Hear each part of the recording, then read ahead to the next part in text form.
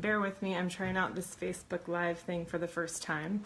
But I would like to share this morning something I'm really passionate about. I have not always been passionate about treating moms and babies and helping mothers breastfeed, but that was kind of part of my journey as a mom.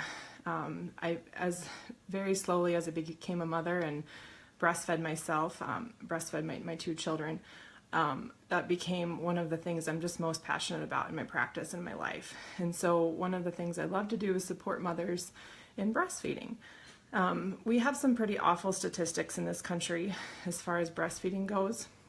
The latest I read recently was that about 80% of mothers try breastfeeding in the beginning. They attempt to initiate breastfeeding was how they worded it. And then at 6 months, only about 50% of mothers were still breastfeeding. And at a year, only about a third, only about 30% of mothers were still breastfeeding that they studied. And the World Health Organization actually recommends that babies worldwide, all babies, be breastfed until age 2. So we've got some problems in this country, and I'm really passionate about helping moms achieve their breastfeeding goals.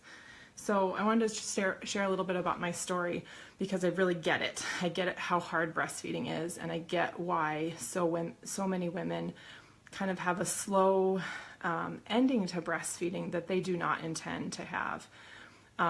So I breastfed both of my children. My two children are 7 and 5 now, each about 2.5 years. And especially with my daughter, we had some major struggles in the beginning. I will never forget, she was about 4 or 5 days old, and we had gotten home from the hospital, and I was struggling to recover from a C-section, and all those postpartum hormones, and it was a bad day. And I believe she went about 10 hours refusing to nurse, refusing to eat. And so we got really creative in how we fed her that day, because the number one thing is you always keep baby fed. But I'll never forget, I didn't have formula in the house that day. Didn't even have, I had purposely thrown away the sample cans of formula. No, I didn't throw them away. I donated them. The sample cans of formula that the formula companies had sent me when I was pregnant, because they get your name on these lists. And had those been in my house, we lived outside of town quite a ways, I may have reached for that to feed this child. But we struggled through it. We made it through that day. We made it through a lot of other hard days, especially as a working and breastfeeding mom, and got through it. And like I said, successfully breastfed for 2.5 years. So I want to talk about some of the big stumbling blocks that I see that kind of start women on a path to stopping breastfeeding. The first one is our society. Our society wants women to bounce back after baby is born, and that is not how we were biologically designed. A lot of what I see is moms just aren't able or willing or want to slow down and take the time to recover afterward and sit down and feed the baby. Breastfeeding's very time consuming, but so are babies are time consuming in the beginning. No matter how you're feeding your child, it's very time consuming.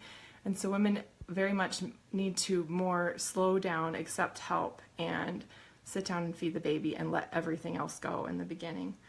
One thing that a lot of moms don't realize is breastfeeding goes best and babies are healthiest when we feed on demand.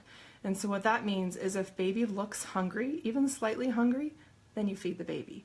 Sometimes that's going to be every hour. Sometimes that might be every half hour. Newborn babies will often go up to maybe 3 hours between feedings, but babies don't work on schedules.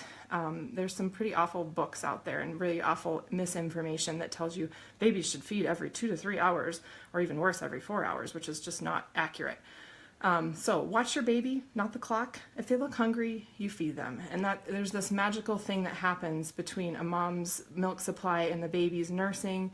And if you feed them when they're hungry, your body's going to make the amount of milk that the baby needs.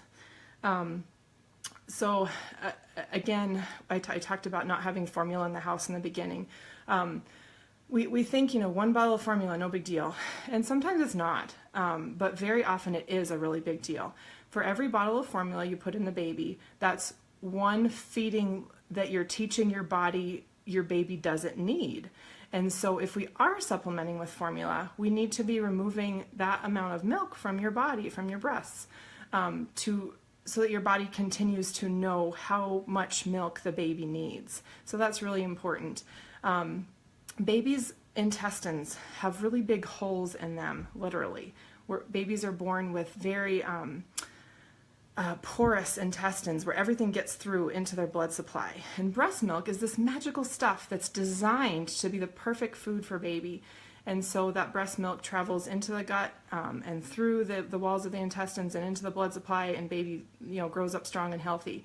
Whereas formula is just more difficult. It's not the magic stuff that babies were designed to eat.